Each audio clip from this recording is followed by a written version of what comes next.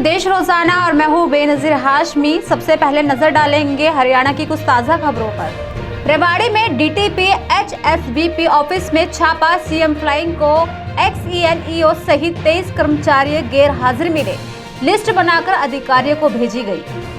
रोहतक के कमांडर इंद्र सिंह का निधन। पाकिस्तान की गाजी पनडुब्बी को नष्ट कराने पर मिला था वीर चक्र। 5 दिन पहले मनाया था 100वां जन्मदिन। पलवल में ट्रेन से कटकर बुजुर्ग की मौत, पहचान नहीं हुई। उम्र करीब 70 वर्ष। जीआरपी ने मोर्चरी में शव रखवाया। जिंद में जजपा कार्यालय के बाहर किसानों का धरना। पुलिस पर टेंट उखाड़ने, लेबर भगाने का आरोप। दफ्तर में धरने की चेतावनी। हिसार में सीएम मनोहर लाल का जनसंवाद। बोले, राजस्थान से मंडियों में बाजरे की आवक रोकी गई। दयालु योजना में दिए 70 करोड़। जिंद में नेशनल कबड्डी खिलाड़ी की मौत। प्रैक्टिस से लौटते दूसरी बाइक ने मारी टक्कर।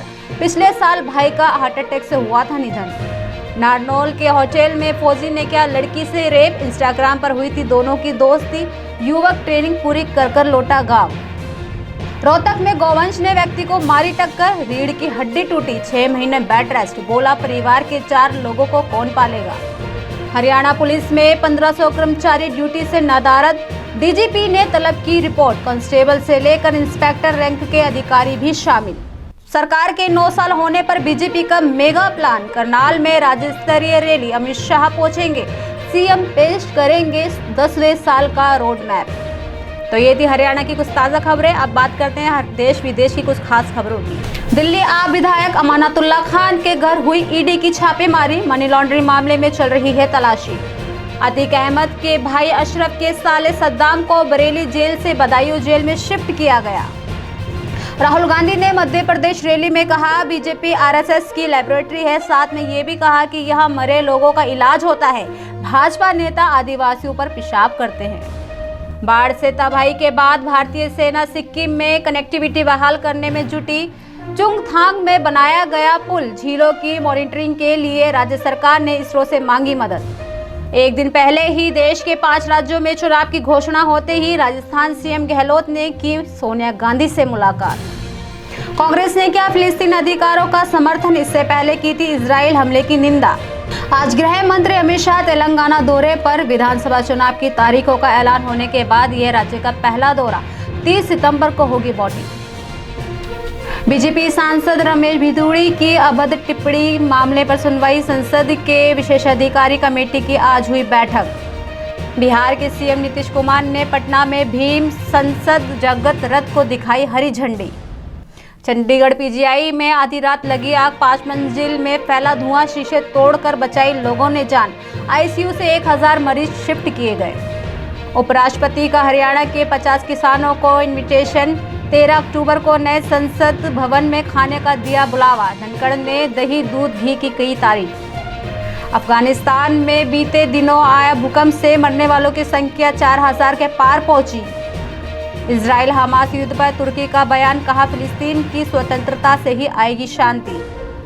जानकारी के अनुसार इजराइल के हमलों में अब तक 407 फिलिस्तीनियों की हुई मौत। मरने वालों में 143 बच्चे भी शामिल। डोनाल्ड ट्रंप ने दिया बड़ा बयान। कहा, मैं अमेरिकी राष्ट्रपति होता तो हमास कभी इजराइल पर हमला न करता। 57,500 के पार निकला सोना तो चांदी भी 69,000 के करीब पहुंची। आगे भी बढ़ सकते हैं दाम। तो चलिए अब बात करते हैं शेयर बाजार की। सेंसेक्स 350 अंक से ज्यादा की तेजी पर खुला। 65,850 के स्तर पर कारोबार रहा। निफ्टी में भी 100 अंक से ज्यादा की हुई बढ़त। तो ये थी दिन भर की कुछ ताजा खबरें। अब बात करते हैं हरियाणा की कुछ खास खबरों की।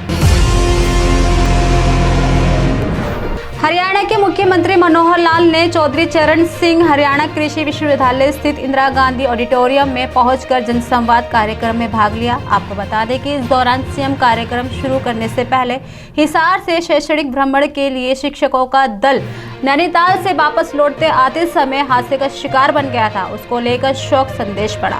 वहीं साथ ही कहा, अगर जरूरत पड़ी तो घायलों को एयरलिफ्ट कराकर किसी दूसरे बड़े अस्पताल में भी पहुंचाया जाएगा। वहीं सीएम ने जनसंवाद कार्यक्रम में हिसार विधानसभा के लोगों की समस्याएं भी सुनी। बता दें कि विभाग से संबंधित लंबित आवेदनों, जनकारों और घोषणाओं के संबंध में भी पूरी जानकारी के साथ ही अधिकारी कार्यक्रम में उपस्थित हुए थे। हरियाणा के 11,000 ग्रामीण सफाई कर्मचारी ने सरकार के खिलाफ मोर्चा खोल दिया है। दरअसल बता दें कि कर्मचारी ने 10 अक्टूबर से 3 दिवसीय राज्यव्यापी हड़ताल का ऐलान किया है। इस हड़ताल को सफल बनाने के लिए ग्रामीण सफाई कर्मचारी यूनियन हरियाणा ने कमर कस ली है। ऐसे में सभी तैयारियां पूरी कर ली गई हैं। वहीं यूनियन नेताओं ने कहा कि मांगों को लेकर कर्मचारी लंबे समय से आंदोलन पर हैं। 20 अगस्त साल 2022 से लेकर अब तक 4 दौरों की वार्ता पंचायत मंत्री देवेंद्र सिंह बबली के साथ हो चुकी है, मगर हमारी मांगों का कोई समाधान नहीं हुआ है।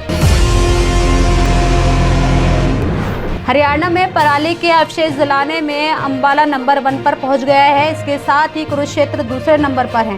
बता दें कि बीते 15 सितंबर से ये केस आने शुरू हो गए थे। वहीं रिपोर्ट मिलने के बाद कृषि विभाग लगातार किसानों के चालान काट रहा है। इन किसानों के चालान काटने के बाद 70,000 रुपए का जुर्माना भी किया गया है। इसी तरह कुरुक्षेत्र में 49 मामले पराली जलाने के आ चुके हैं। प्रदेश में 22 जिलों में से 14 जिलों में पराली जल रही है। वहीं पराली जलाने से रोकने के लिए कृषि विभाग जागरूक कर रहा है। इसके साथ ही चालान काटने को लेकर सबसे ज्यादा दिक्कत अंबाला में आ रही है। और तो और चालान काटने को लेकर भारतीय किसान यूनियन शहीद भगत सिंह इसका लगातार विरोध कर रही है। हरियाणा के पूर्व सीएम भूपेंद्र सिंह हुड्डा के ब्राह्मण समाज से डिप्टी सीएम बनाने के बयान को लेकर सियासत शुरू हो गई है। दरअसल पूर्व शिक्षा मंत्री व भाजपा नेता रामविलास शर्मा ने कहा कि इस बार ब्राह्मणों की नजर डिप्टी सीएम की कुर्सी पर नहीं बल्कि बड़ी कुर्सी पर है। श्राद्ध के दिनों में हुड्डा को ब्राह्मणों की याद आई है। साथ ही उन्होंने ये भी कहा कि ब्राह्मण किसी कुर्सी का भूखा नहीं है। दरअसल एक दिन पहले हुड्डा ने ऐलान किया था कि यदि कांग्रेस सरकार आई तो ब्राह्मण समाज से डिप्टी सीएम नियुक्त किया जाएगा। कांग्रेस गुटबाजी पर चुस्की लेते हुए उन्होंने कहा कि हुड्डा साहब खैर मनाए, मैंने हुड्डा साहब का कांटा निकाला था, लेकिन वह अब शूल बनकर बायां कर्नाटक आ गए हैं। पूर्व केंद्रीय मंत्री चौधरी वीरेंद्र सिंह पर उन्होंने कहा कि कांग्रेस ने वीरेंद्र सिंह को निकाला था, हमने उन्हें संभाला है। फरीदाबाद जिला नागरिक बादशाह खान अस्पताल में lions club of Faridabad central और रेड क्रॉस सोसाइटी फरीदाबाद के सौजन्य से 11 स्ट्रेचर अस्पताल को मदद के तौर पर दी गई। इस मौके पर जिला नागरिक बादशाह खान अस्पताल की प्रधान चिकित्सा अधिकारी पीएमओ डॉक्टर सविता यादव विशेष रूप से मौजूद रही। Lions club of Faridabad central की ओर से district governor lion Pradeep single ने और चीफ कोऑर्डिनेटर आर.के. चिलाना ने उसका बुके देकर स्वागत किया। देखिए एक रिपोर्ट। लायंस क्लब के मेंबर्स आए थे, जिसमें governor, district governor mister Pradeep single और मिस्टर गुप्ता जो कि वाइस डिस्ट्रिक्ट गवर्नर, और मिस्टर चिलाना जो हैं मेंबर हैं, और बाकी अन्य बहुत सारे लायंस क्लब के मेंबर आए थे। और हमें जो है उन्होंने 11 पेशेंट के स्ट्रेचर्स दान दिए हैं इस हॉस्पिटल को, और कुछ समय शायद करीब महीना पहले 11 व्हीलचेयर्स भी दान दिए थे। उसके लिए हम इन सब के बहुत शुक्रगुजार हैं। तो ये थी दिन भर की कुछ खास खबरों के साथ हरियाणा की कुछ ताज़ा खबरें। कल फिर होगी मुलाकात ऐसी ही कुछ खास खबरों के साथ। तब तक के लिए बने रहिए हमारे साथ और देखते रहिए देश रोजाना। नमस्कार। हमारे साथ जुड़े रहने के लिए देखते रहिए देश रोजाना का यूट्यूब चैनल सब्सक्राइब कीजिए। साथ ही देश रोजाना की खबरें सबसे पहले देखने के लिए प्रेस कीजिए बेल आइकन।